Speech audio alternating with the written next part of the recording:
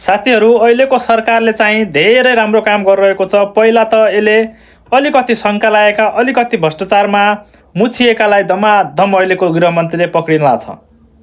अगाडिको कुनै पनि मन्त्रीले यसरी एकदमै अगाडि आएर म भ्रष्टाचारलाई म जेलमा हाल्छु, म पक्रिन्छु, उसको विरुद्धमा रिट जाहेर गर्छु भनेर कुनै पनि मन्त्रीले गृहमन्त्री भएको बेला भन्न सकेको थिएनन्। एकचोटि रविले चाहिँ फाइल खोल्न लाग्दा रविको पद नै गुमेको थियो।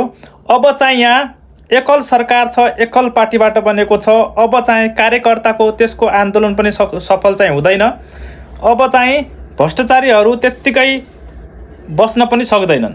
भ्रष्टाचारीहरूलाई अब मुद्दा लगाएर गइहाल्छन् खोरमा। काठमाडौँका जिल्लाका सिडिओ त्यति बेला जेनजी आन्दोलन हुँदाखेरि तिनले चाहिँ गोली आदेश दिएको हो भनेर उनलाई पनि चाहिँ समातेको छ काठमाडौँ पुलिसले,